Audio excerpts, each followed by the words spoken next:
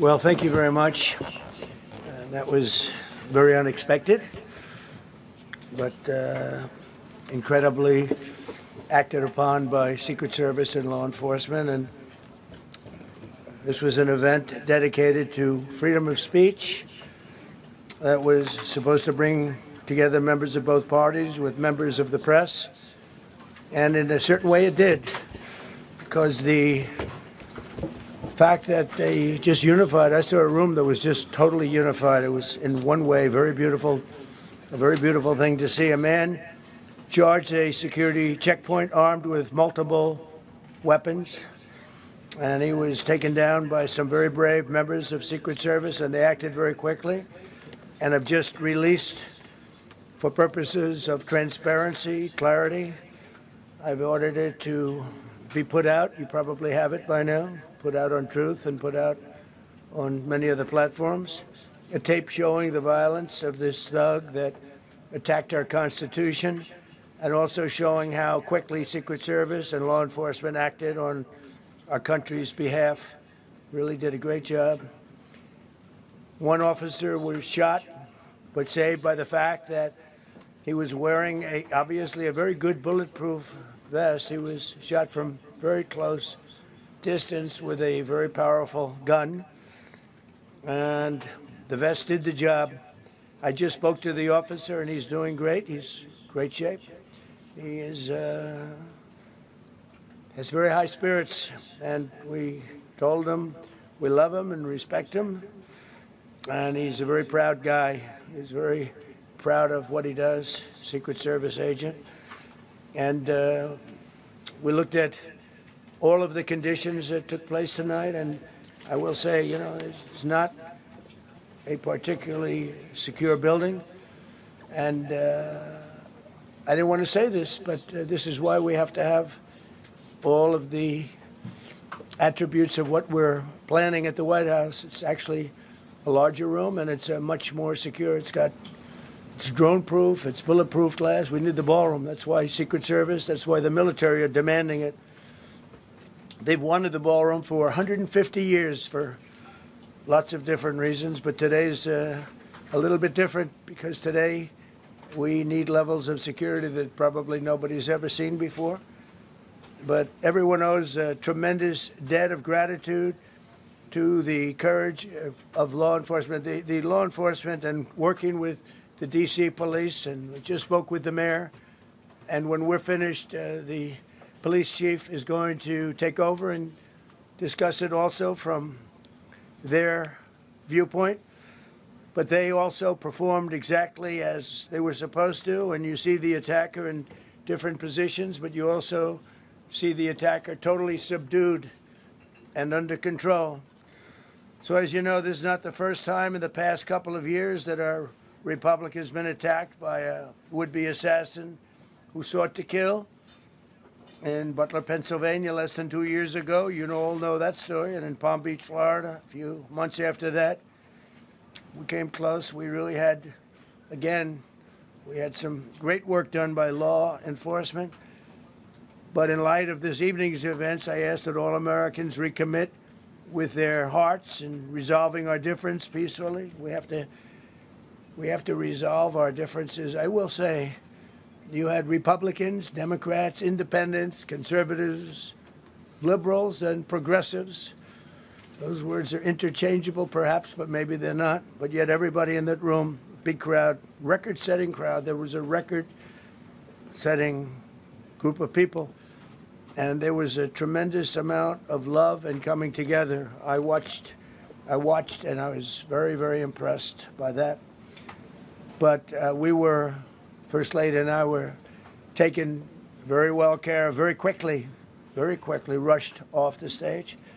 Vice President J.D. Vance, who's here, was likewise beautifully done. He was just saying how quickly everybody acted, law enforcement, Secret Service in particular in this case, but law enforcement. Marco had the same thing.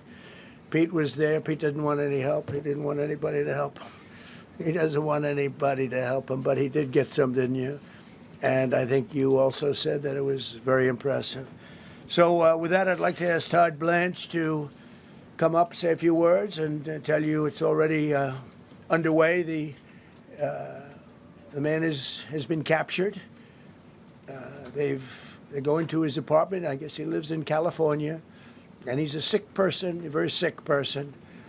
And we don't want things like this to happen. I think it's very important that I say, though, and I told the representatives of the evening, they did such a beautiful job. It was such a beautiful evening.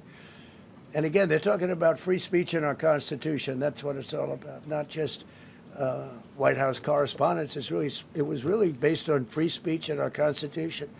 But I said very importantly that we'll do it again within the next 30 days, and we'll make it bigger and better and even nicer. So I just want to thank everybody that was involved. I also want to thank the press, the media. You've been very responsible in your coverage. I will say I've been seeing what's been out, and you've been very responsible. So Todd Blanche, I'd like to say a few words, and then we're going to have cash. And then you're going to go on. We can ask, I guess we can take a couple of questions. I want to thank the First Lady that was a rather traumatic experience for her. There was a lot of action taking place up there very quickly. But again, the response time was really incredible. And we're going to reschedule. We're going to do it again. We're not going to let anybody take over our society. We're not going to cancel things out because we can't do that. We wanted to stay tonight. I will tell you, I fought like hell to stay. But it was protocol. They said, please, sir, because they didn't know there was a lot of action going on, and they didn't know could there be probably a lone shooter, but we'll find out. We'll find out very quickly. They have it very well under control. So I want to thank everybody very much. And Todd Blanche, please. Thank you very much, Mr. President. Tonight you saw the very worst and the very best of this country. You saw the very worst by the actions of that coward that the President just talked about. But you also saw the very best because you saw law enforcement do exactly what they're supposed to do. And you'll see the videos come out, I expect, very shortly, and you'll see law enforcement do exactly what we want them to do. And so I echo what President Trump just said, that we are extraordinarily grateful and appreciative of the men and women of law enforcement that did their jobs tonight, including one who was injured. This investigation is ongoing. I expect you will see charges filed shortly. The charges should be self-evident given the conduct, but as you'll hear, there will be multiple charges surrounding the shooting, around the possession of firearms, and anything else that we can get on this guy. The investigation is obviously ongoing and just started. There's federal law enforcement already working on search warrants and doing their job, and I don't want to get ahead of them and don't want to get ahead of the work that they're doing even as we speak. Director Patel and I were just on the crime scene a short while ago, and everybody in this room should rest assured that the Metropolitan Police Department, the FBI, Secret Service, everybody's on the scene doing their job. I know that the police chief is going to give an update from the scene as soon as we're finished here, and I obviously will lead the details of what they have learned to him. But in the meantime, I just want to thank everybody in this room for the courage. And I want to thank President Trump for his words, and I promise you, justice will be served. Thank you. Dr. Patel. Thank you, General. Thank you, Mr. President. The President's absolutely right. You saw the best resolve of American law enforcement because you, Mr. President, inspire them 24/7, 365. You give them the resources that they need, and they know that you have their back. And that is a changing dynamic in this country, and that's why you saw brave Secret Service agents respond immediately, swiftly, subdue and take down the suspect, and safeguard the lives of thousands of individuals at that hotel. Thanks to our interagency partnership with the Department of Homeland Security and the Metropolitan Police Department, the FBI was rapidly deployed onto the scene, took over the evidence response unit, is examining all the ballistics that were found on scene to include the long gun and the shell casings. We are conducting witness interviews as we speak. You will hear from our team on the scene there with the mayor and the head of the FBI field division there. But please know what the Attorney General has just said reigns no truer. You saw the very best of America tonight. The very best unite us at a time of uncertainty, because we have leadership here with the president and the vice president that backs law enforcement, and the men and women that I shook their hands on the scene today could not have been prouder to show up on scene. And as the Attorney General said, make no mistake, we are conducting witness interviews. If you have any information whatsoever related to this event, 1-800-CALL-FBI. 1-800-CALL-FBI. No piece of information is too small. No piece of information is inadequate. We will evaluate it all. We will also be conducting interviews of those that were there. And if any of those individuals have information, please come forward to law enforcement or the FBI or the Metropolitan Police Department. We will be examining this individual's background thoroughly. That process has already started, and we are going to ensure that he was either a lone wolf actor or anyone else that was responsible. We will analyze all evidence immediately to make sure that we safeguard this country. Mr. President, Mr. Vice President, thank you for your leadership. Attorney General and Homeland Secretary Marlin, thank you for your partnership in law enforcement. Thank you, Ken. Okay, we'll do a couple, and then we go to the chief. Madam Chairman, I just want to say you did a fantastic job. What a beautiful evening, and we're going to reschedule. Okay. And after that, it's very tough for her to ask a killer question, right? But you have done a fantastic job. Please. Mr. President, I appreciate it. As you mentioned, it all happened so quickly, and I wonder, especially because unfortunately you have experience with these sorts of threats. In that moment, when you realized there was a threat and service agents were telling us to get down, can you describe what was going through your mind, how you were feeling in that moment? That's a very good question, actually. It's always shocking when something like this happens. It's happened to me a little bit, and that never changes. The fact, we were sitting right next to each other, First Lady on my right, and I heard a noise and sort of thought it was a tray.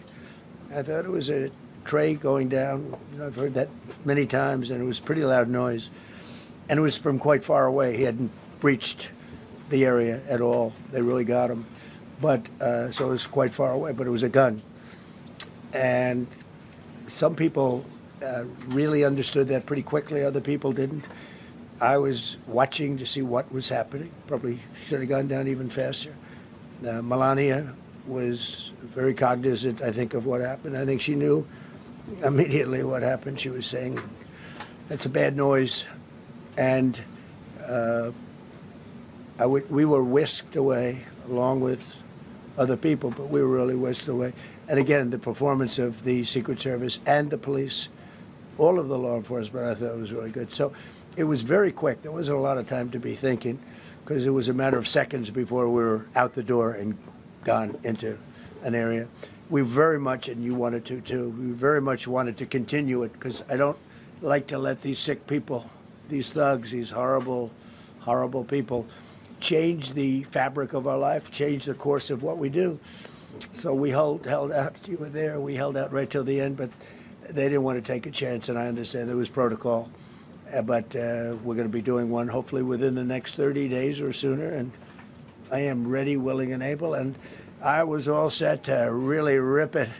And I said to my people, this would be the most inappropriate speech ever made if I said one. So I'll have to save it. I don't know if I could ever be as rough as I was going to be tonight. I think I'm going to be probably very nice. I'll be very boring the next time, but we're going to have a great event. And you did a fantastic job. Thank you very much. Peter, go ahead. Thank you, President Trump. There's a report in the New York Post that this assailant assembled his weapon somewhere on site at the hotel. What do you think about that? And I ask respectfully, why do you think this keeps happening to you? Well, you know, I've studied assassinations, and I must tell you, the most impactful people, the people that do the most, you take a look at the people, Abraham Lincoln, I mean, you go through the people that have gone through this, where they got them. But the people that do the most, the people that make the biggest impact, they're the ones that they go after. They don't go after the ones that don't do much, because they like it that way. And when you look at the people that have either, whether it was an attempt or a successful attempt, they're very impactful people. Just take a look at the names there, the big names. And I hate to say I'm honored by that, but I've done a lot. We've done a lot. We've taken this country, and we were a laughing stock for years, and now we're the hottest country anywhere in the world. We've changed this country, and there are a lot of people that are not happy about that. So I think that's the answer, Peter. And after Butler, your team for a while rethought outdoor events. Yeah. Do you think that you now need to rethink No. indoor Well, events? but then you just don't do events. No, I can't do that. I have to. It is what it is. We have to do it. The room was very, very secure. He charged from 50 yards away, so he was very far away from the room. And what did you think when you saw the video of how fast he was running? He was moving. He was really moving. And the reaction time was great. Boy, those guys, they had their guns drawn literally by the time he was there. They were shooting. That's right. I thought they were very impressive. And if I didn't, I'd let you know, I'm not going to be, I would not stand for that. No, I thought they were very impressive. Thank you, President Trump, and thank you for updating us on the Thank you. suspect earlier. Were you aware of any threats? Was your team aware of any threats beforehand? And do you believe you were the target of this tonight? I guess. I mean, these people they're crazy. They're crazy, and you never know. He was very far away from me. He had to go through a lot. We had resources all over. We had resources sitting at tables, literally in disguise, sitting maybe at your table, who knows? But we had people all over the room, so he had a long way to go. That was really a first line of defense, and they got him. And they really, they acted incredibly. No, there was no notification. We had no idea. Go ahead, Do you know Kevin. any political motivations from this? Well, you never know. suspect? Now, we'll be able to tell you that maybe by tomorrow or the next day. He's in custody, and they're asking him a lot of questions. I guess they're going over, Todd, and they're already at his apartment. He lives in California. Yes, sir. And they're over there, so they'll be able to tell you. Thank you, Caitlin. President Trump, did the suspect say anything, or was he wearing anything that would allege some type of motive here? No, I mean, he was a guy who looked pretty evil when he was down. They had him down. He was fighting hard. He was, in my opinion, a sick person. Who would do that but a sick person? But I think you're going to find everything about him. No reason to talk about it now. But tomorrow at this time, long before this time, you're going to know a lot of things about him. They seem to think he was a lone wolf, and I feel that too. Are you concerned about U.S. Secret Service protection ability? We saw several of the detailees take minutes to be escorted out of the room.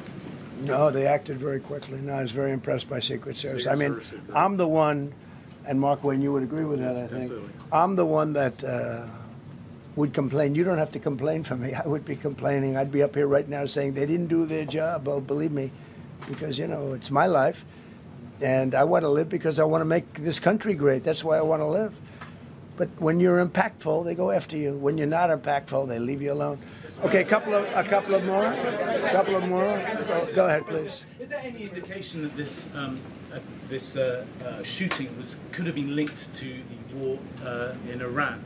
I don't think so, but you never know. We're going to know a lot. We have the best people in the world working on it, and we're going to know a lot. Please. Mr. President, there's a lot. You, as well as some of us who have covered Butler, experienced another horrific day 2 years ago. Yeah.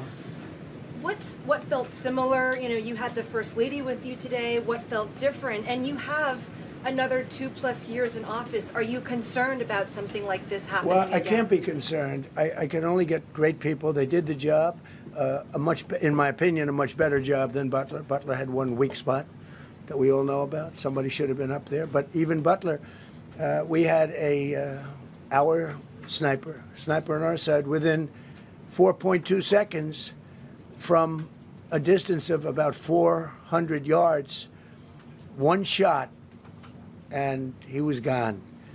And if he didn't do it, now, he's David. His name was David. I say, hello, David, every time I see him. David, I like you very much, David. But think of that.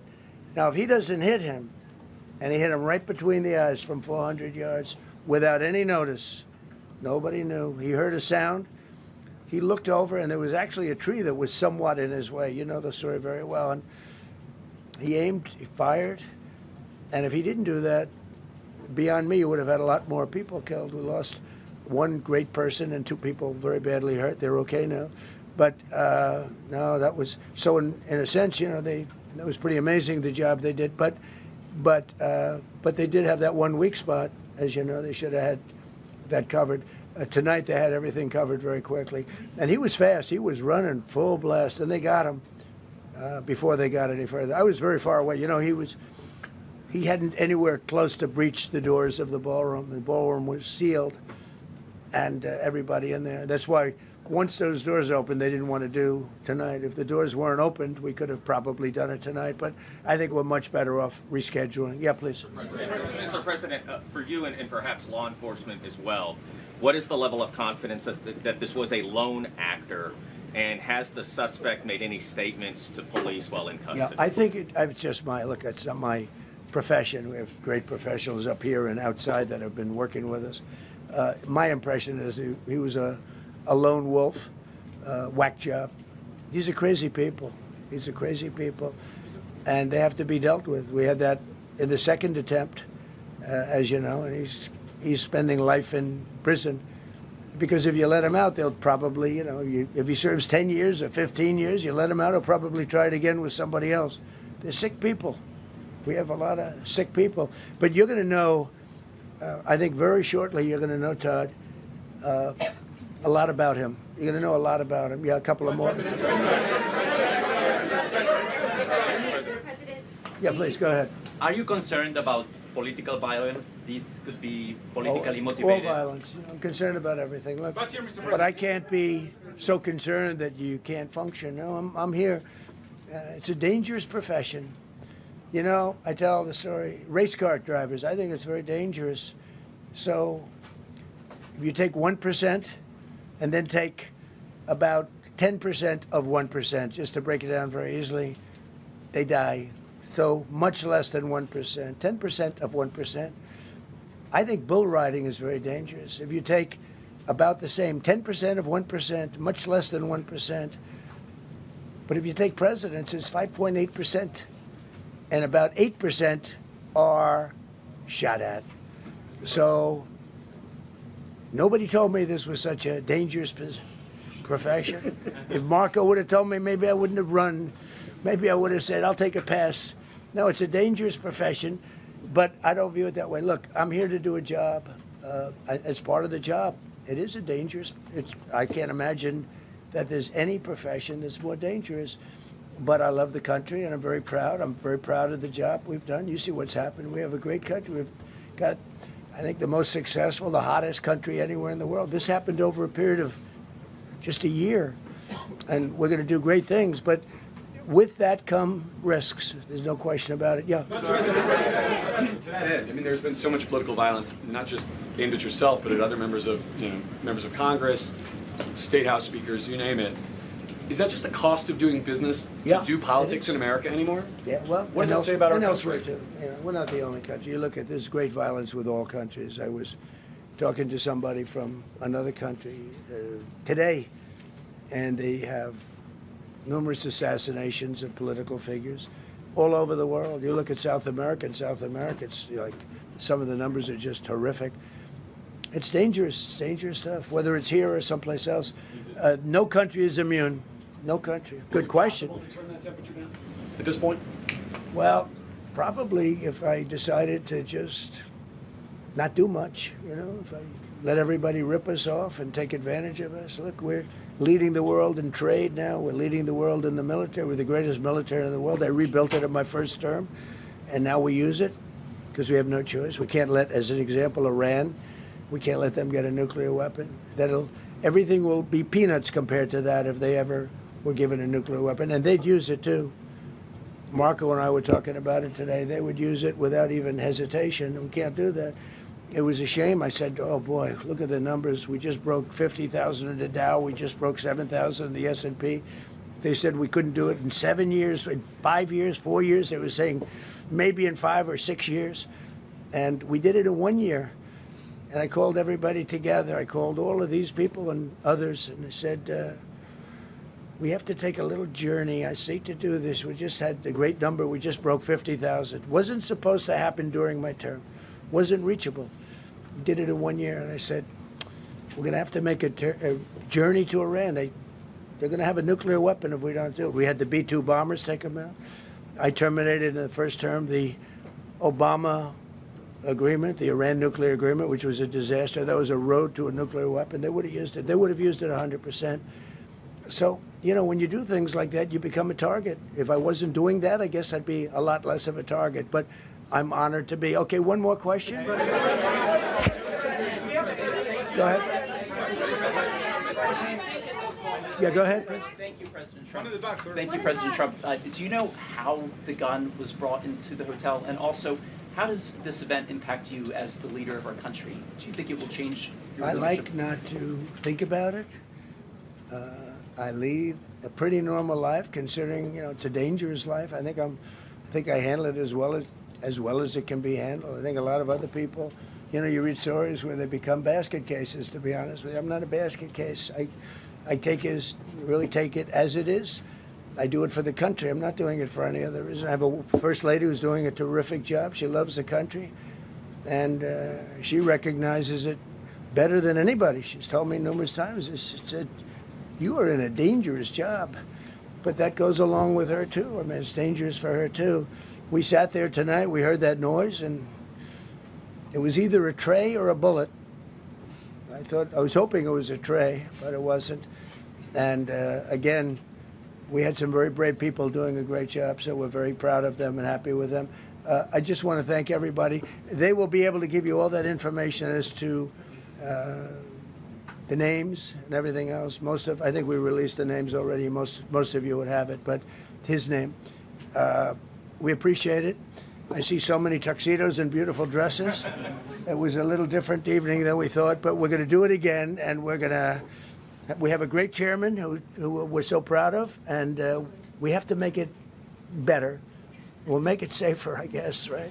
But we're going to make it even better. Okay, thank you very much. Thank you. President Trump, can we hear from the first lady about how impactful this was? Can we hear from her about? Well, honey, would you want to say something? Okay. Huh? Right. Millions of people across the globe, in fact, are watching you. You demonstrated courageous leadership, and thank God you're alive. All of us are alive today. What is the message that you want to give to the world that this should change? What corrective measures can we take from here on? Well, all you can do, look, I don't care how many people you have, how good they are. They can be the greatest people. You have the greatest security in history. If you have a whack job who's got a brain, but it's a little bit distorted or a lot distorted, they can make trouble. I would say, Pete, right? You know, they can make trouble.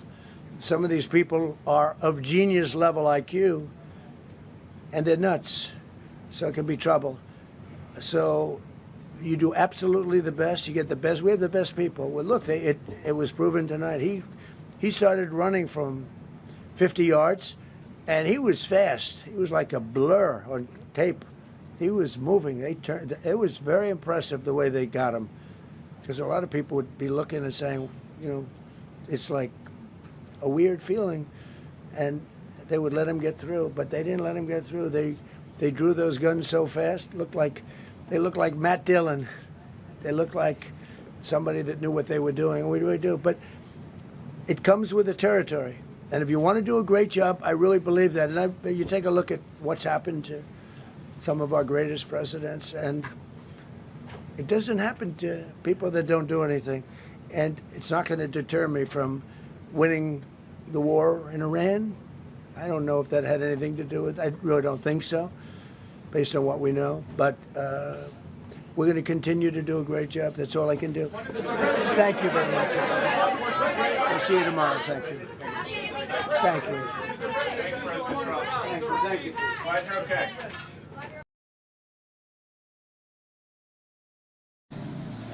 Thank you very